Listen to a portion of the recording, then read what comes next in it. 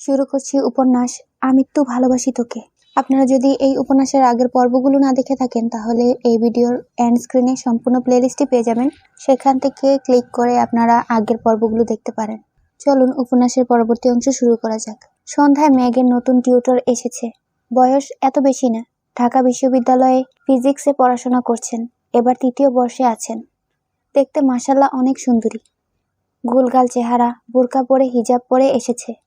গুছিয়ে কথা বলেন, সুন্দর করে বুঝিয়ে পড়িয়েছেন মেঘকে। মেঘ যেন পড়ার থেকেও বেশি মুগ্ধ হয়েছে ওনার কথার স্টাইলে। ওনার নাম জান্নাত। মেঘের ওনাকে এতই ভালো লেগেছে যে ২ দিন পড়া পর্যন্ত অপেক্ষা করতে পারল না। জান্নাত আপু চলে যাওয়ার সঙ্গে সঙ্গে ছুটে গেল বড় আব্বুর কাছে, জানালেন ওনার কাছেই পড়বে সে। আলী আহমদ খান যেন কিছুটা নিশ্চিন্ত হলেন। তারপরও মেঘকে বললেন, কখনো যদি মনে হয় তোমার পড়ার ঘাটতি হচ্ছে তাহলে আমি নতুন টিউটর আনবো, তুমি চিন্তা করো না, পড়াশোনায় মনোযোগ দাও। মেঘ ঠিক আছে বলে নিজের রুমে চলে গেল। রাতে সবাই একসাথে খাওয়া দাওয়া করলো, কিন্তু আবির নেই। ইদানিং আবির অফিস শেষ করে নিজের নতুন অফিসে চলে যায়। ওখানে সব গুছানো, প্ল্যানিং করা এসব নিয়ে ব্যস্ত থাকে। রাত 11টার আগে ফিরেই না। কেউ অপেক্ষাও করে না তার জন্য, কারণ আবিরের করা নির্দেশ, আমার জন্য কেউ অপেক্ষা করলে আমি আর ফিরবই না। সেই থেকে মা আর মামুনি শুয়ে পড়ে। আবির 11টার পরে এসে ফ্রেশ হয়ে নিজের মতো খায়। কেটে গেল আরো 2 দিন। দেখা হলো না মেঘ আবিরের। সকালে আবির খেতে আসলেও মেঘ আগেই খেয়ে পালায়। সে আবির ভাইয়ের মুখোমুখি হতে চায় না। মেঘ ছোটবেলা থেকেই খুবই আবেগী আর জেদি। অল্পতে কান্না করা তার স্বভাব, আর কোনো বিষয় জেদ করলে তা সহজে কাটে না। যেমন সামান্য কয়েকটা থাপ্পড়ের জন্য আবির ভাইয়ের সাথে 9 বছরের উপর কথা বলেনি একটিবার। আবির ভাই দেশে আসাতে মনে অন্যরকম অনুভূতি জন্মানো শুরু করেছিল সবেমাত্র, কিন্তু আবির ভাইয়ের হুমকিতে অনুভূতিগুলো চাপা পড়ে যাচ্ছে। মেঘ নিজেই যেন অনুভূতিগুলোকে মাটি চাপা দিতে ব্যস্ত। কথায় আছে, চোখের আড়াল হয়ে গেলে মনের আড়াল হতে বেশি সময় লাগে না। এজন্য মেঘ সর্বোচ্চ চেষ্টা করছে যেন আবির ভাইয়ের সামনে সে না পড়ে। সবাই টেবিলে বসার আগেই সে খেয়ে নিজের রুমে চলে যায়। আবির ভাই অফিসে গেলে সে কোচিংয়ের জন্য বের হয়। দুপুরে আবির ভাই থাকে না বলে একটু রিল্যাক্সে খেতে পারে। রাতেও জান্নাত আপু পড়িয়ে যায় 7টা 30 নাগাদ। তখনই খেয়ে রুমে চলে যায়। তখন তো আবির ভাই ফিরেই না। দেখা হবে কিভাবে? সেই রোববার থেকে মেঘ পালিয়ে বেড়াচ্ছে। আজ বৃহস্পতিবার রাত। মেঘ নিজের পড়া শেষ করে শুয়ে মোবাইলটা হাতে নিয়েছে। আবির ভাইয়ের কথা মনে হচ্ছে তার, তাই আবির ভাইয়ের আইডিতে ঢুকলো, কিন্তু কোনো আপডেট নেই। মনের ভেতরটা কেমন জানি মোচড় দিল মেঘের। মঙ্গলবার দুপুরে খেতে বসেছিল একসাথে, তারপর আর দেখেইনি সে। মেঘের খুব ইচ্ছে করছে আবির ভাইকে দেখার। মনকে কোনোভাবেই শান্ত করতে পারছে না। মনের জোরগুলো নিস্তেজ হয়ে পড়েছে। অনেকক্ষণ মনকে বুঝিয়ে ব্যর্থ হলো। তাই রুম থেকে বের হয়ে গুটিসুটি পায়ে এগিয়েছে আবির ভাইয়ের রুমের দিকে। রাত তখন 11টার উপরে। ড্রয়িং রুমে একটা হালকা আলোর বাল্ব জ্বলছে। পুরো বাড়ি অন্ধকার। মেঘ আবির ভাইয়ের রুমের সামনে দাঁড়ালো। দরজা চাপানো। আস্তে করে ধাক্কা দিল মেঘ। চেক করতে চাইছিল খোলা নাকি বন্ধ। মেঘের হালকা ধাক্কাতেই খুলে গেল দরজা। কিছুটা ঘাবড়ে গেল মেঘ। যদি আবির ভাই রুমে থাকেন তাহলে থাপ্পড় নিশ্চিত। 2 গালে হাত দিয়ে আস্তে করে উকি দিল রুমে। রুমের বারান্দায় বাল্ব জ্বলছে, সেটার আলো রুমে আসছে। মোটামুটি আলোকিত হয়ে আছে রুমটা। আবির ভাই কোথাও নেই। বিছানা টান টান করে পাতানো। টেবিলে বই খাতা কাগজপত্র এলোমেলো। সাথে একটা ল্যাপটপের আলো জ্বলছে। চেয়ারের উপর 2-3টা কাপড় এলোমেলো হয়ে পড়ে আছে। ছেলেদের রুম সচরাচর যেমন হয়। মনে মনে ভাবছে আবির ভাই কি এখনো ফেরেনি। নিজের রুমের দিকে ফিরে 1 কদম এগোতেই কানে ভেসে আসে গানের সুর। দাঁড়িয়ে পড়ল মেঘ। মনে মনে ভাবছে, গান কে গাইছে? আবির ভাই না তো। আবারও ঘুরে গুটিসুটি পায়ে এগিয়ে গেল সিঁড়ির কাছে। মেঘ এই জীবনে কোনোদিন সন্ধ্যার পর ছাদে যায়নি। সবাই গেলেও যায় না। ওর ভয় লাগে। সন্ধ্যাবেলা নাকি ছাদে তেনারা ঘুরে বেড়ায়। সারা রাত ছাদেই থাকেন। এ ভয়ে ছাদে পা বাড়ায় না। সিঁড়ির নিচে থমকে দাঁড়ালো মেঘ। এই গান কি তেনারা গাইতেছেন আমাকে আকৃষ্ট করে নেওয়ার জন্য? যাবে কি যাবে না এটাই ভাবছে মেঘ। বুকে সাহস নিয়ে 2 কদম এগিয়েছে মেঘ। একটু উকি দিয়ে দেখলো ছাদের দিকে। ছাদের গেট খোলা। এটা দেখে মনে সাহস পেল মেয়েটা। তানারা গান গাইলে গেট খোলার কি দরকার? তারপরও আল্লাহ আল্লাহ করে এগোচ্ছে মেঘ। গেটের কাছে এসে বুকে হাত রেখে উকি দিল ছাদের দিকে। ছাদের এক কর্নারে নজর পড়ল। চেয়ারের উপর হেলান দিয়ে বসে আছে কেউ একজন। ছাদের উপর থেকে মেঘ সরে যেতেই স্পষ্ট বোঝা গেল এটা আবির ভাই। মেঘ নিস্তব্ধ হয়ে দাঁড়িয়ে পড়ল। এত রাতে আবির ভাই ছাদে কি করেন? কৌতূহল হলো মেঘের। আগে কি গান গেয়েছে তা মেঘ বুঝতে পারেনি। নিচে থেকে শুধু সুরটাই শুনেছে। এখন আবির ভাই নীরব। কয়েক মুহূর্ত পর আবির ভাই আবার শুরু করলেন। ছোট্ট বুকে মেঘ জমিয়ে কেন রে কাঁদিস পাখি, তুই ফিরবি বলে আমি কেমন সন্ধ্যা নামায় রাখি। ছোট্ট তরই উমের ডানায় নাক ঘষতে দিবি কি, বুকের ভেতর গুলগুলিতে একলা পাখি হবি, তুই বুকের ভেতর গুলগুলিতে একলা পাখি হবি। মেঘ উদ্বিগ্ন নয়নে তাকিয়ে আছে আবির ভাইয়ের দিকে। ছেলেদের গান শিখতে হয় না, তারা খালি গলাতে গান গাইলেও যেন অসম্ভব সুন্দর লাগে। মেঘ মুগ্ধ হয়ে আবিরের গান শুনছে। আবির ভাই একই লিরিক্স বারবার গাইতে গানে মনোযোগ দিল মেঘ। নিজেকে নিজে প্রশ্ন করলো মেঘ, এই গান কাকে উদ্দেশ্য করে গাইতেছে উনি? আমাকে নিয়ে নয় তো? এইটুকু বলতেই মুখে হাসি ফুটে উঠল মেঘের। তৎক্ষণাৎ মনে হলো, উনি আমাকে নিয়ে কেন গান গাইবেন? আমি কে? তানভীর ভাই তো সেদিন বলল আবির ভাইয়ের জীবনে কেউ আছে, তাহলে কি তার কথা ভেবেই গাইতেছেন? সঙ্গে সঙ্গে হাসি গায়েব হয়ে গেল মেঘের। নিস্তব্ধ আঁখিতে তাকিয়ে আছে সে। বুকের বাঁ পাশে হালকা ব্যথা অনুভব হলো। ওনার মনে সত্যি অনেক দুঃখ। না হয় এমন গান কেউ গায়? এরপর আবির ভাইয়ের গান থেমে গেল। কিছুক্ষণ নীরব থেকে পকেট থেকে একটা সিগারেট বের করে ঠোঁটে ধরলো। আগুন দিয়ে জ্বালালো সেই সিগারেট। এদিকে মেঘের মাথায় আকাশ ভেঙে পড়েছে। নিজের চোখকে বিশ্বাস করতে কষ্ট হচ্ছে। আবির ভাই সিগারেট খান? দাঁড়িয়ে থাকার শক্তিটুকু পাচ্ছে না অষ্টাদশী। আকস্মাৎ দরজার এখানেই বসে পড়েছে সে। মেঘের জাত শত্রু হলো সিগারেট। যেখানে সিগারেটের গন্ধ মেঘ সহ্য করতে পারে না, সিগারেটের গন্ধে তার শ্বাসকষ্ট হয়ে যায়, সেখানে আবির ভাই সিগারেট খাচ্ছেন। এটা যেন মেঘ মানতেই পারছে না। উষ্ঠদয় উল্টে নীরবে চোখের জল ফেলে অষ্টাদশী। যাকে সে মিস করছিল, এতক্ষণ তাকে দেখার জন্য উদ্বেগ ছিল। তাকে খুঁজতে এসে এরকম একটা দৃশ্য দেখবে তা সে কল্পনাও করেনি। অষ্টাদশীর মনটা নির্মমভাবে হত্যা করেছে আবির ভাই। আবির ভাই অষ্টাদশীর মনে আর বসন্তের ফুলের মতো ফুটবে না। আবির ভাইয়ের প্রতি খুব রাগ হলো মেঘের। রাগের সাথে কান্নার মাত্রাও বাড়তে লাগলো। ছাদের দরজার পাশে বসেই ফুপিয়ে ফুপিয়ে কাঁদছে মেঘ। নিজেকে সান্ত্বনা দেওয়ার কোনো ভাষা খুঁজে পাচ্ছে না অষ্টাদশী। আচমকা আবির ভাই হাজির হলো মেঘের সামনে। মেঘ তখনও কান্নায় ব্যস্ত। আবির গম্ভীর কণ্ঠে শুধালো, এখানে কি করছিস? আবির ভাইয়ের কণ্ঠ শুনে মেঘ ভূত দেখার মতো চমকে উঠল। মেঘের কান্নার তীব্রতা এতটাই বেড়ে গেছিল যে ছাদের কর্নার থেকে আবির ভাই শুনতে পেয়ে ছুটে এসেছে। অতিরিক্ত কান্নায় মেঘের শরীর কাঁপছে। জোর করে কান্না থামিয়েছে, এখনো নাক টানছে আর জোরে জোরে শ্বাস ছাড়ছে। আবির ভাই গম্ভীর স্বরে পুনরায় বলল, কথা বলছিস না কেন? এত রাতে এখানে কি করিস? মেঘ এবার একটু স্বাভাবিক হয়ে ছাদের ফ্লোরের দিকে তাকিয়ে ধীর স্থির কণ্ঠে উত্তর দিল, এমনি এসেছিলাম। আবির ভাইয়ের শরীর ঝুঁকে এলো। মেঘ তখনও ছাদের ফ্লোরেই বসে। চাঁদের আলোতে স্পষ্ট বোঝা যাচ্ছিল মেঘের অভিব্যক্তি। চিবুক নেমেছে গলায়, হাত পা কাঁপছে। ভয় আর কান্নার প্রতিক্রিয়া দুটোই অনুভব করতেছে অষ্টাদশী। আবির ভাই আচমকা মেঘের বাহুতে ধরল, এক টানে দাঁড় করালো মেঘকে। মেঘের শরীরের কম্পন তীব্র হলো। হৃৎপিণ্ডের ধূপধাপ বেড়ে যাচ্ছে সহসা। চোখ তুলে তাকাতে পারছে না। আবির তীক্ষ্ণ দৃষ্টিতে তাকালো মেঘের দিকে। রাগে কটমট করতে করতে বলল, তুই কাঁদছিলি কেন? মেঘ উত্তর খুঁজে পাচ্ছে না। কিভাবে বলবে? আবির ভাইয়ের সিগারেট খাওয়া আর অন্য মেয়েকে উদ্দেশ্য করে গান গাওয়াতে তার ভেতর থেকে এমনিতেই কান্না আসছে। মেঘ মাথা নিচু করে চুপ করে রইল। আবির ভাই দীর্ঘশ্বাস ফেলল। কিছুটা স্বাভাবিক কণ্ঠে বললেন, তুই কি সবসময় রাত বিরেতে ছাদে আসিস? মেঘ তৎক্ষণাৎ বিদ্যুৎ বেগে কতক্ষণ মাথা নাড়ল, না বোধক সম্মতি জানালো। তারপর আস্তে আস্তে বলল, এই জীবনে কোনোদিন সন্ধ্যার পর ছাদে উঠিনি আমি। আবির ভাই উদ্বিগ্ন কণ্ঠে শুধালো, তাহলে আজ আসলি কেন? মেঘ নিস্তব্ধ নীরব। কিছু বলার সাধ্য নেই বলে দীর্ঘশ্বাস ফেলল মেয়েটা। এত রাতে ছাদে আসার কোনো অজুহাতও খুঁজে পেল না অষ্টাদশী। আবির ভাই কয়েক পা এগিয়ে মেঘের অনেকটা ঘনিষ্ঠ হয়ে দাঁড়ালো। আবির ভাইকে এত কাছে দেখে নিঃশ্বাস বন্ধ হওয়ার হাল হলো মেঘের। আবির ভাইয়ের গায়ের গন্ধে মাতাল হওয়ার অবস্থা। ভয়ঙ্কর পরিস্থিতি থেকে নিজেকে বাঁচাতে 2 কদম পিছিয়ে গেল মেঘ। কিন্তু পেছনে আর জায়গা নেই। দরজার পাশের পিলারে পিঠ ঠেকলো মেঘের। থরথর করে কাঁপছে অষ্টাদশীর ছোট দেহটা। পায়ের পাতা শিরশির করছে। সরে যেতে চাইল সামনে থেকে। আচমকা আবির ভাই 2 হাতে পিলারের 2 পাশ চেপে ধরল। কিছুটা ঝুঁকে মুখোমুখি হলো মেঘের। আবির ভাইয়ের উষ্ণ শ্বাস, তীব্র দৃষ্টি মেঘকে নাজেহাল করে দিচ্ছে। মানসিক টানাপোড়েনে পড়ে গেল অষ্টাদশী। মেঘের মনে হচ্ছে বুকের মধ্যে আজ কয়েকজন একসাথে নৃত্য করছে, যার শব্দ বাইরে থেকে শোনা যাচ্ছে। শরীর ঘামতে শুরু করেছে। আবির ভাই হঠাৎই শীতল কণ্ঠে বললেন, এত বছর তো খুব পালিয়ে বেরিয়েছিস, এখন দেখবো কতটা পালাতে পারিস তুই। আবির ভাইয়ের ঠান্ডা হুমকিতে কেঁপে উঠল অষ্টাদশী। এই কথা শোনা মাত্র মেঘের শরীরে হাই ভোল্টেজের ঝাঁকুনি দিল।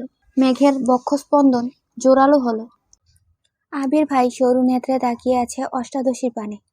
হয়তো মেঘের টালমাটাল অবস্থা বুঝতে পেরে সরে গেল সামনে থেকে। পুনরায় শক্ত কণ্ঠে বলল, রুমে যা। আবির সরে যাওয়াতে স্বস্তি পেল মেঘ। দীর্ঘশ্বাস ফেলছে বারবার। কয়েক মুহূর্ত পর সিঁড়ির দিকে নামতে গেল। অন্ধকার সিঁড়ি। পেছনের ফিরে তাকিয়ে বুকে সাহস নিয়ে ডাকলো, আবির ভাই। আবির ভাই উল্টো দিকে ফিরেছিল। ডাক শুনে ঘুরে তাকালো। হুম? মেঘ ভয়ে ভয়ে বলল, আমাকে একটু রুম পর্যন্ত দিয়ে আসবেন প্লিজ। আবির বিস্ময় কণ্ঠে বলল, কেন, হাঁটতে পারছিস না? মেঘ মাথা নিচু করে আস্তে ধীরে বলল, ভয় লাগছে। কেন? তেনারা যদি আমায় ধরে ফেলে? আবির ভাই কয়েক সেকেন্ড থেমে সশব্দে হেসে উঠলেন। আবির ভাই মেঘের কথায় হাসছে, ভাবতেই খুশি লাগছে মেঘের। আবির ভাইয়ের হাসির শব্দে মেঘ অবাক হয়ে তাকালো আবির ভাইয়ের দিকে। ততক্ষণে আবির ভাইয়ের হাসি গায়েব। এবার আবির ভাই ঠাট্টা স্বরে শুধালো, তা তুই ছাদে আসার সময় তেনারা কি বেড়াতে গেছিল? আবির ভাইয়ের এমন কথায় আহাম্মকের মতো তাকিয়ে আছে মেঘ। আবির ভাই সহসা বলে উঠল, তুই যা, আমি পেছনে আছি। মেঘ আর কিছু বলার সাহস পেল না। অবশ্য বলবেই বা কি? দুটা সিঁড়ি নামতেই হঠাৎ কি ভেবে থমকে দাঁড়ালো মেঘ। আবির ভাই নিরুদ্বেগ কণ্ঠে শুধালো, আবার কি হলো? মেঘ দুবার জোরে জোরে শ্বাস ছাড়লো। মনে তীব্র সাহস নিয়ে পেছনে ফিরে তাকালো। আবির ভাই ছাদের দরজার পাশে দাঁড়ানো। এমনিতেই 6 ফুট লম্বা, তার উপর মেঘ বেশ কয়টা সিঁড়ি নেমে গেছে। এখন আবির ভাইয়ের লম্বা শরীরটা চাঁদের আলোয় সুপারি গাছের মতো মনে হচ্ছে। মেঘ উদ্বিগ্ন কণ্ঠে প্রশ্ন করলো, আবির ভাই, আপনি সিগারেট খান কেন? মেঘের কথায় আবির ভাই যেন ছোটখাটো টাসকি খেলেন। মুহূর্তেই গম্ভীর কণ্ঠে বলল, তার জবাবদিহি কি তোকে দিতে হবে? মেঘ এবার কোমল কণ্ঠে বলল, সিগারেট স্বাস্থ্যের জন্য ক্ষতিকর, আর আমি। এটুকু বলে থেমে গেল। আবির ভাই এবার কণ্ঠ দ্বিগুণ ভারী করে বলল, আর তুই কি? মেঘ ভয়ে ভয়ে বলল, কিছু না। মেঘ আর থামলো না, সিঁড়ি দিয়ে নামতে ব্যস্ত হলো। মেঘ করিডোরে হাঁটছে। আবির ভাই পেছনে মোবাইলের ফ্ল্যাশ জ্বালিয়ে সিঁড়ির নিচ পর্যন্ত নামলো। মেঘ আর পেছনে ফিরে আবির ভাইকে দেখার সাহস পাচ্ছে না। নিজের রুমের দরজা পর্যন্ত এসে রুমে ঢোকার সময় এক পলক তাকালো আবির ভাইয়ের দিকে। আবির ভাই নিচে তাকিয়ে মোবাইল টিপছে। মেঘ রুমে চলে গেল। আবির ভাইয়ের আরো একটা রাত কাটলো নির্ঘুম নিস্তব্ধ। প্রত্যেক সপ্তাহে ছুটির দিনের আগের রাতে আবির ভাই সারা রাত জেগে থাকে। এটা তার বহু বছরের অভ্যাস। বিদেশে থাকাকালীনও তাই করত। এদেশে এসে প্রতি বৃহস্পতিবার রাত নিজের মতো একাকী কাটায়। হয়তো নিজেকে নিয়ে ভাবে, নিজের স্বপ্ন, ইচ্ছে, ভালোবাসা, প্রিয়জন সবকিছু নিয়েই ভাবে। মেঘ নিজের রুমে শুয়ে ছাদের বিষয়গুলো ভাবছে। আবির ভাইয়ের এত কাছে আসা, আবির ভাইয়ের বলা সেই কথাগুলো বারবার মাথায় ঘুরছে। কখন ঘুমিয়েছে নিজেও জানে না। সকাল সকাল খাবার টেবিলে খাবার খাচ্ছে সবাই। শুক্রবার দিন, ভালো মন্দ রান্না হয়। মেঘের মনটা আজ খুব ভালো। কেন ভালো নিজেও জানে না। তবে আবির ভাইয়ের প্রতি ভয়টা কিছুটা শিথিল হয়েছে। খাবার টেবিলে আবির ভাই নেই। মনটা কিছুটা খারাপ হলো, কিন্তু তেমন পাত্তা দেয়নি। নিজের মতো খেয়ে পড়তে বসেছে। প্রতি শুক্রবারে প্রাইভেটে 1 ঘন্টা পরীক্ষা থাকে। 1 সপ্তাহে যা পড়ায় তার উপর পরীক্ষা থাকে। 3টা থেকে 4টা পর্যন্ত পরীক্ষা। অন্যদিকে তানভীর ব্যস্ত হয়ে পড়েছে রাজনীতি নিয়ে। সামনে এমপি নির্বাচন। তাদের প্রিয় নেতা মনোনয়ন কিনেছেন।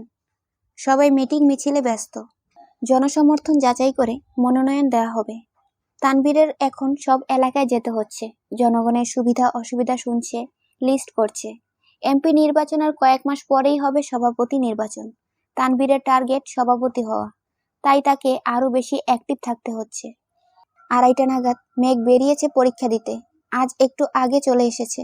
পরীক্ষা শুরু হতে এখনো 10 মিনিট বাকি। তাই বন্যা আর মেঘ গল্প করছে। বন্যা, কিরে, তোর হিটলার ভাইয়ের কি খবর রে? কিছু তো আর বললি না।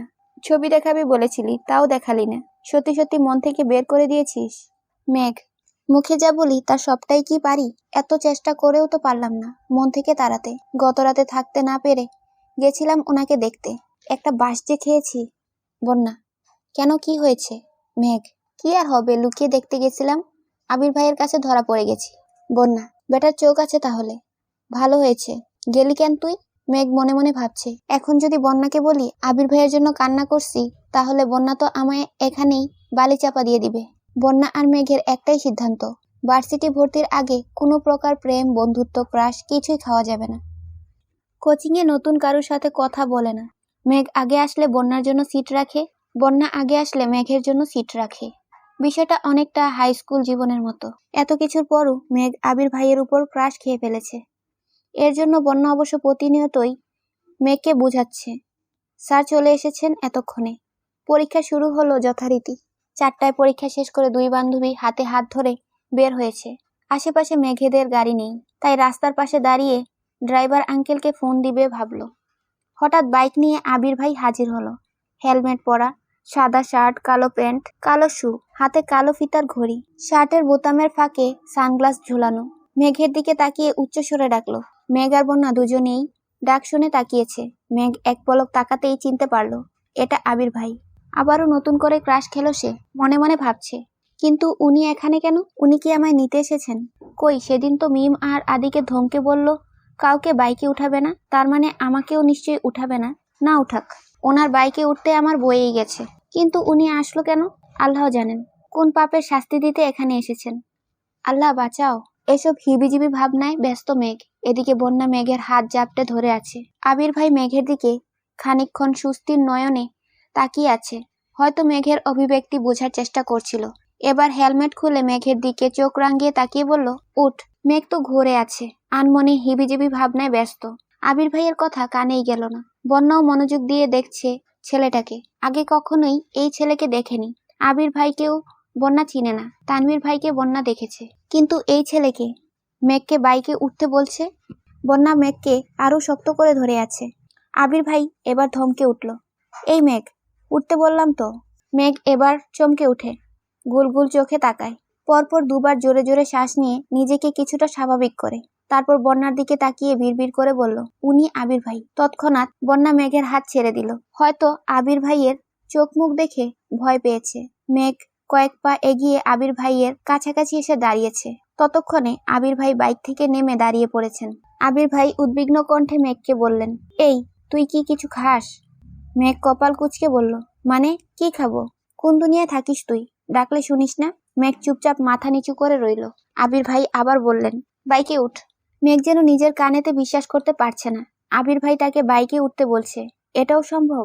মেঘের হেলদোল নেই দেখে বাইক থেকে হেলমেট নিয়ে নিজেই পরিয়ে দিল মেঘকে। তারপর পুনরায় বাইকে বসলেন। আবার বললেন, তুই কি উঠবি? এত কিছু না ভেবে হাসি মুখে ওই পাশে গিয়ে বাইকে উঠে বসলো মেঘ। আবির ভাইয়ের গায়ের সাথে গা লাগতেই কেঁপে উঠল কিছুটা। মেঘ কাঁধে হাত রাখবে নাকি রাখবে না তা নিয়ে দোটানায় আছে। এমনিতেই জীবনে প্রথম বাইকে উঠেছে, তারপর আবার আবির ভাইয়ের বাইকে। আবির ভাই যেন বুঝে নিল মেঘের অস্থিরতা। শীতল কণ্ঠে বললেন, ধরে বস, না হয় পড়ে যাবি। কাঁপা কাঁপা হাতে কাঁধে হাত রাখলো মেঘ। সঙ্গে সঙ্গে হৃদস্পন্দনের মাত্রা বেড়েছে অষ্টাদশীর। এদিকে বন্যা তাকিয়ে দেখছে তাদের আর ভাবছে, মেঘের বর্ণনায় কোনো ভুল ছিল না। আবির ভাই সত্যি অসাধারণ। যে কোনো মেয়ে এক দেখাতে ক্রাশ খাবে। মেঘের ক্রাশ খাওয়া ভুল কিছু না। কয়েক সেকেন্ডের মধ্যে বাইক স্টার্ট দিল আবির ভাই। কিছুটা ভয়ে আবির ভাইয়ের কাঁধে জোরে চেপে ধরল মেঘ। কান দিয়ে শাসা করে বাতাস ঢুকছে। প্রথমবার বাইকে ওঠার অনুভূতি অসাধারণ। মেঘ নিভু নিভু চোখে চারপাশ দেখার চেষ্টা করছে। বেশ কিছুক্ষণ পর তারা পৌঁছে গেল বসুন্ধরা সিটি কমপ্লেক্সে। মেঘ আনন্দে আত্মহারা হয়ে যাচ্ছে। আবির ভাই ওকে শপিং এ নিয়ে এসেছে। ভাবতেই পারছে না সে এত খুশি রাখবে কোথায়। আবির ভাই মেঘকে নিয়ে একটা হিজাবের দোকানে গেল। রেগুলার পরার জন্য হিজাব চাইতেই দোকানদার জর্জেট হিজাবের বক্স বের করে দিল। মেঘের বুঝতে বাকি নেই, রবিবারে বলেছিল, কিন্তু মেঘ ওড়না মাথায় দিয়ে যাচ্ছিল। কি করবে সে? মা আর বড় মা ছাড়া মেঘ তো একা শপিং এ যায়নি কখনো। বড় আম্মুরাও এখন শপিং করবে না, তাই মেঘ ভাবছিল কিছুদিন ওড়না মাথায় দিয়ে যাবে, তারপর ওনারা শপিং এ গেলে নিয়ে আসবে। মেঘ বক্স থেকে বেছে বেছে 3টা আলাদা করেছে। তারপর আবির ভাইকে জিজ্ঞাসা করলো, এই 3টা নিব? আবির ভাই মেঘের প্রশ্নে উত্তর না দিয়ে দোকানদারকে জিজ্ঞাসা করলেন, এগুলোর মধ্যে কয়টা কালার আছে আপনার কাছে? দোকানদার বললেন, ভাইয়া আপাতত 24টা আছে, আপনি চাইলে আরো দিতে পারবো, তবে কিছুদিন পর নিতে হবে। আবির ভাই স্বাভাবিক কণ্ঠে বললেন, সবচেয়ে বড় সাইজের হিজাব 24টা কালারই দেন। আবির ভাইয়ের কথা শুনে মেঘ তড়িৎ বেগে তাকালো আবির ভাইয়ের দিকে। তৎক্ষণাৎ চোখ নামিয়ে শক্ত গলায় বলল, এতগুলো লাগবে না, 3টা হলেই হবে। আবির ভাই তীক্ষ্ণ দৃষ্টিতে তাকিয়েছে মেঘের দিকে। কটমট করে বলল, তোকে কিছু জিজ্ঞেস করেছি আমি? ভয়ে সিটিয়ে পড়ল মেঘ। আর কিছু বলার সাহস পেল না, কিন্তু ভেতরে ভেতরে ফুঁসছে। যেখানে তার কোচিং সপ্তাহে 3-4 দিন, 2-3টে হিজাব হলেই তো হয়ে যায়, 24টা নেয়ার কোনো মানেই হয় না। কিন্তু কিভাবে বুঝাবে হিটলারকে? আবির ভাই নিজে পছন্দ করে আরো কয়েকটা পার্টি হিজাবও নিল। মেঘ মাথা নিচু করে মনে মনে শুধু আবির ভাইকে বকেই গেল। আবির ভাই শপিং ব্যাগগুলো হাতে নিয়ে মেঘকে বলল, চল। মেঘ মুখের উপর জিজ্ঞাসা করে ফেলল, কোথায়? আবির ভাই আবারও রাগান্বিত কণ্ঠে কটমট করে বলল, কোথায় যাব না যাব কি তোরে বলে যাইতে হবে? মেঘ নিজের মাথায় নিজে গাঁটটা দিতে মন চাচ্ছে। সবসময় আম্মু বড় আম্মুকে আর বন্যাকে কথার পাল্টা ঝটপট প্রশ্ন করে অভ্যস্ত মেঘ, তাই আবির ভাইকেও তেমনই জিজ্ঞেস করে ফেলেছে। আবির ভাইয়ের পেছন পেছন একটা জুয়েলার্সের দোকানে ঢুকলো মেঘ। আবির ভাই একজনকে জিজ্ঞাসা করলেন, আজকে কি নেওয়া যাবে? লোকটা হাসি মুখে উত্তর দিল, জি ভাইয়া, 2 মিনিট বসুন, আমি বের করে দিচ্ছি।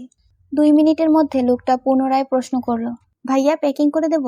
আবির ভাই তৎক্ষণাৎ বললেন, প্যাকিং লাগবে না, রেডি হলে আমায় দেন। লোকটা একজোড়া নূপুর এগিয়ে দিল আবির ভাইয়ের দিকে। মেঘু উৎসুক জনতার ন্যায় নূপুর দুইটা দেখছে, অনেক মোটা আর খুব সুন্দর ডিজাইনের। হঠাৎ আবির ভাইয়ের কাণ্ডে মেঘ কারেন্টের খাম্বার ন্যায় স্তব্ধ হয়ে গেছে। আবির ভাইয়ের এক হাঁটু ফ্লোরে, আরেকটা পা স্বাভাবিক রেখে নিচে বসেছে। যেভাবে প্রপোজ করে অনেকটা সেভাবে। সহসা মেঘের এক পা নিজের হাঁটুর উপর রেখে একটা নূপুর পরিয়ে দিলেন। এদিকে মেঘের নিঃশ্বাস বন্ধ হওয়ার অবস্থা। হৃৎপিণ্ড কম্পনের তীব্রতা বুঝতে পেরে মনে হচ্ছে এই যাত্রায় আর বাঁচবে না। আবির ভাইকে না করার শক্তিটুকুও পাচ্ছে না, খাম্বার মতোই স্থির। যা হওয়ার তা তো শরীরের ভেতরে হচ্ছে। রক্ত সঞ্চালনের মাত্রা বেড়েছে। মনে হচ্ছে এই বুঝি প্রেসার উঠে যাচ্ছে মেঘের। 2 পায়ে নূপুর পরিয়ে আবির ভাই পুনরায় চেয়ারে বসে মেঘের দিকে তাকিয়ে জিজ্ঞাসা করলো, দেখ কেমন লাগছে? মেঘ তখনও নিষ্পলক চোখে তাকিয়ে আছে আবির ভাইয়ের দিকে। আবির ভাই রাগে ফুঁসতে ফুঁসতে দাঁতে দাঁত চেপে বললেন, তোকে নূপুর দেখতে বলেছি, আমায় না। আবির ভাইয়ের কথায় দোকানদার জোরে হাসি শুরু করেছে। ততক্ষণে মেঘ স্বাভাবিক হলো। পরিস্থিতি বুঝতে পেরে তাড়াতাড়ি পায়ের দিকে তাকালো। সত্যি অনেক সুন্দর লাগছে। ফর্সা পাগুলো দেখতে অন্যরকম লাগছে। খুশিতে গদগদ হয়ে বলল, অনেক ধন্যবাদ আবির ভাই। আবির ভাই দোকানের বিল পরিশোধ করে কাছাকাছি একটা রেস্টুরেন্টে গেল। মেঘের মাথায় শুধু ঘুরছে এসব কিছু স্বপ্ন। একটু পর ঘুম ভাঙবে আর সব শেষ হয়ে যাবে। রেস্টুরেন্টে বসে আবির ভাই মেঘের দিকে মেনু কার্ড এগিয়ে দিলেন আর বললেন, তোর যা খেতে ইচ্ছে করে অর্ডার দে। মেঘ নিজের পছন্দ মতো কাচ্চির সাথে বোরহানি বলল। ওয়েটারকে 2টা কাচ্চি দিতে বলল আবির, সাথে 2টা বোরহানি। মেঘ উত্তেজিত হয়ে জিজ্ঞাসা করলো, আবির ভাই আপনার কি কাচ্চি পছন্দ? আবির ভাই এবার বিরক্ত হয়ে বলল, আমার পছন্দ অপছন্দ তোর জেনে কাজ নেই। মেঘের মুখটা চুপসে গেছে। খাবার আশায় দুজন চুপচাপ খাবার খেলো। মেঘ অবশ্য কয়েকবার চোখ তুলে তুলে আবির ভাইকে দেখছিল, কিন্তু আবির ভাইয়ের সেদিকে কোনো ভ্রুক্ষেপ নেই। সব কাজ শেষে আবির বাইকে উঠতে যাবে, তখন মেঘ আবির ভাইকে ডাকলো, আবির ভাই। না কিছু না। আবির ভাই এবার সত্যি সত্যি রাগ করলেন।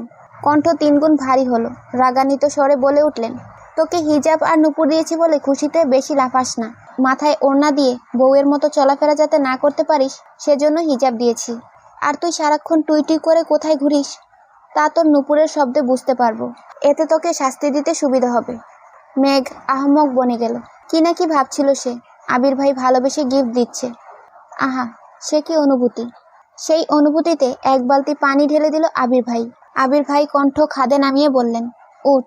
মেঘ ভয়ে ভয়ে চুপচাপ পেছনে উঠল। এবার আর আবির ভাইকে ধরে বসবে না ঠিক করলো। আবির ভাই ধমকে উঠলেন, এক কথা তোকে কতবার বলতে হয় মেঘ, ধরে বস, না হয় রাস্তায় ফেলে চলে যাব। মেঘের ছোট্ট দেহ কম্পিত হয়। সহসা চেপে ধরে আবির ভাইয়ের কাঁধ। আবির ভাইয়ের অভিব্যক্তি বোঝা গেল না। বাসার সামনে পর্যন্ত আসলো, কিন্তু কেউ কোনো কথা বলল না। বাসার সামনে বাইক থামিয়ে বলল, বাসায় যা। মেঘ বাইক থেকে নেমে আবির ভাইয়ের দিকে তাকিয়ে জিজ্ঞাসা করলো, আপনি যাবেন না? না। কোথায় যাবেন? আবির বিরক্তি নিয়ে বললেন, তুই কে যে আমায় বলে যাইতে হবে কোথায় যাব না যাব? আর একবার আমার মুখের উপর প্রশ্ন করবি, সঙ্গে সঙ্গে থাপ্পড় দিব। মেঘের মুখটা চুপসে গেছে, চিবুক নামিয়েছে গলায়। পাতলা উষ্ঠে বিড়বিড় করে বলল, হিটলার একটা। আবির ভাইয়ের তৎক্ষণাৎ জবাব, আমি হিটলার হলে তুই কি? আবির ভাই শুনে ফেলেছে। আতকে উঠল মেঘ। আবির ভাইয়ের দিকে তাকানোর সাহস হলো না। থাপ্পড়ের ভয়ে ছুটে পালালো বাড়ির ভেতর। আবির ভাই নিষ্পলক চোখে তাকিয়ে আছে অষ্টাদশীর পায়ের দিকে। নূপুরের ঝনঝন শব্দ কানে লাগছে। আকস্মাৎ আবির ভাইয়ের ঠোঁটের কোণে এক চিলতে হাসির ঝলক দেখা গেল। মেঘ এক ছুটে বাড়ির ভেতরে ঢুকলো। সোফায় বসে গল্প করছিল মালিহা খান, হালিমা খান আর আকলিমা খান। মেঘকে ছুটতে দেখে দৃষ্টি পড়ল সেদিকে। আকলিমা খান ডেকে বললেন, মেঘ কি হয়েছে তোর? এভাবে ছুটছিস কেন? মেঘ সিঁড়ির নিচে এসে থামলো। হাঁপাচ্ছে মেয়েটা, জোরে জোরে নিঃশ্বাস নিচ্ছে আর বারবার দরজার দিকে তাকাচ্ছে। আবির ভাই বলেছে কোথায় যাবে, তারপরও যদি কোনো কারণে বাসায় চলে আসে, এই আশঙ্কায় বারবার তাকাচ্ছে মেঘ। হালিমা খান সূক্ষ্ম নজরে মেঘের পায়ের দিকে তাকিয়ে জিজ্ঞেস করলেন, তুই নূপুর পেলি কোথায়? মেঘ এবার দরজার দিক থেকে দৃষ্টি সরিয়ে মা কাকিয়ার দিকে তাকালো। আকস্মাৎ বলে উঠল, আবির ভাই দিয়েছে। হালিমা খান, মালিহা খান আর আকলিমা খান তিনজন অবাক হয়ে চোখাচোখি করলো কিছুক্ষণ। মালিহা খান পুনরায় জিজ্ঞেস করলেন, আবির তোকে নূপুর দিয়েছে মা? মেঘ এবার স্পষ্ট দৃষ্টিতে তাকালো, একটু রাগি রাগি ভাব নিয়ে বলল, আবির ভাইই দিয়েছে বড় আম্মু।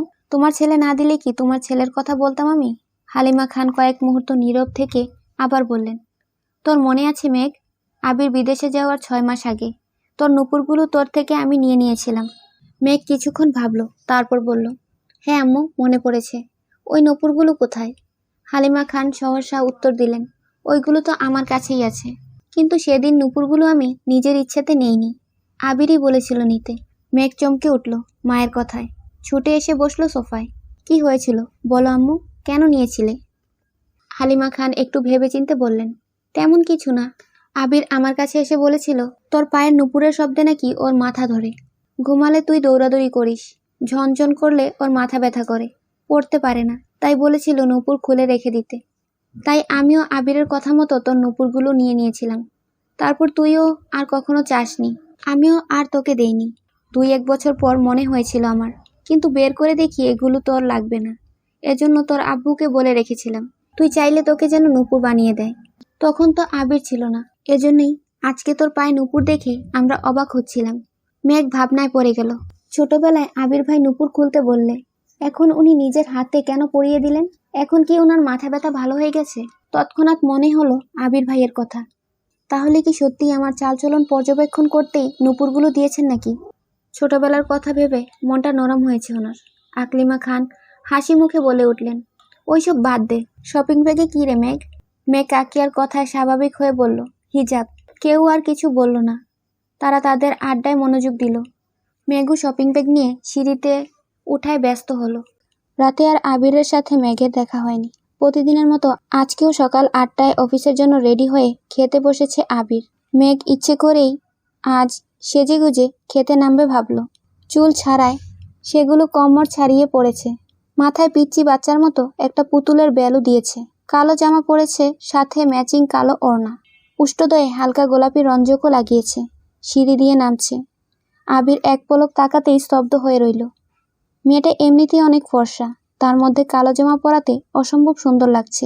সাথে চুলগুলো ছাড়া থাকাতে মায়াবহন বিহারীর মতো লাগছে অষ্টাদশীকে। আবির চোখ সরাতে পারছে না, অবিচলিত আখিতে তাকিয়ে আছে অষ্টাদশীর পানে। হঠাৎ তানভীর ডেকে উঠল, ভাইয়া তুমি কি আজ ফ্রি আছো? মনোযোগ নষ্ট হলো আবিরের। মেঘের দিক থেকে চোখ নামালো, তানভীরের দিকে না তাকিয়ে বলল, কেন? আজকে আমাদের হবু এমপির জন্মদিন, উনি তোমার কথা বলছিলেন। তুমি দেশে আছো জেনে খুব করে বললেন তুমি যেতে। আবিরের স্বাভাবিক জবাব, কখন যেতে হবে? তানভীর, 6টায়। আবির, আচ্ছা ঠিক আছে। মেঘ এতক্ষণে টেবিলের কাছে চলে এসেছে। 3 কর্তা যেন ঘাড় ফিরিয়ে তাকালো। সকলেই এক নজর পায়ের দিকে তাকালো, কিন্তু কেউ তেমন কথা বলল না। অবশ্য কথা বলারও কিছু নেই। মেয়েদের সাজুগুজুতে বাবা চাচারা নাক গলায় না সচরাচর, বরং তারা চায় বাড়ির মেয়েরা সবসময় হাসি খুশি থাকুক। মেঘ চেয়ার টেনে বসলো আবির ভাইয়ের বিপরীতে। এক পলক তাকালো। আবির ভাইও আজ কালো শার্ট পরেছে। আবির ভাই সবসময় সাদা অথবা কালো শার্টই পরেন। হঠাৎ কফি কালার বা আসমানি বা হালকা কোনো কালার পরেন। শুধু পাঞ্জাবির ক্ষেত্রে ব্যতিক্রম দেখা যায়। ড্রেস মিলে যাওয়াতে মেঘ মাথা নিচু করে মুচকি হাসল। ইকবাল খান তানবীরের দিকে তাকিয়ে জিজ্ঞেস করলেন, তোমাদের হবু এমপি আবিরকে কিভাবে চিনে? তানবীরের সহজ সরল উত্তর, আমি একটা প্ল্যান দিয়েছিলাম ওনাকে। প্ল্যান কার্যকর হওয়ায় খুশি হয়ে হবু এমপি বলেছিলেন, তোমার মাথায় এত প্ল্যান আসে কিভাবে? আমি তখন বলেছি, আমার বেশিরভাগ প্ল্যান ভাইয়া দেন, আমি ভাইয়াকে প্রবলেম শেয়ার করি, তারপর ভাইয়া আমায় প্ল্যান দেন। তখনই এমপি বলেছিলেন, তাহলে তোমার ভাইয়াকে নিয়ে আইসো। তখন ভাইয়া বাহিরে ছিলেন, আজ ওনার জন্মদিন, তাই সকালবেলা উনি নিজে আমায় কল করে জিজ্ঞেস করলেন ভাইয়া আসছে কিনা। আমি হ্যাঁ বলতেই উনি নিজেই বারবার বললেন ভাইয়াকে নিয়ে যেতে। ইকবাল খানের সাথে মোজাম্মেল খান এবং আলী আহমদ খানও যেন মনোযোগ দিয়ে তানবীরের কথাগুলো শুনছিল। মোজাম্মেল খান সবসময়ই চুপচাপ থাকেন, যা সিদ্ধান্ত সকল কিছুই বড় ভাইয়ের। তানবীরের এসব কথা শুনে আলী আহমদ খান রাগে ফুঁসছেন। রাগান্বিত স্বরে বললেন, আবির, আমি কিন্তু তোমায় আগেই সাবধান করেছি, রাজনীতিতে তুমি জড়াবে না। আবির নিরুদ্বেগ কণ্ঠে উত্তর দিল, আমি তো বলেছি রাজনীতি করব না। তাহলে তানবীরকে রাজনীতি নিয়ে প্ল্যান দাও কেন? রাজনীতি নিয়ে মাথা ঘামাও কেন? আর এমপির জন্মদিনে যেতে এক কথায় রাজি হলে কেন? এই বুদ্ধি প্ল্যান ব্যবসায় লাগালে আমাদের ব্যবসাটা আরও এগোতো। গম্ভীর কণ্ঠে একটানা কথাগুলো বললেন আলী আহমদ খান। মেঘ, মিম আর আদি চুপচাপ খাচ্ছে। বাবা চাচার কথায় কোনো মনোযোগ নেই তাদের। মেঘ খাচ্ছে আর মিটিমিটি হাসছে, আবার একটু পরপর আবির ভাইয়ের দিকে পিটপিট করে তাকাচ্ছে।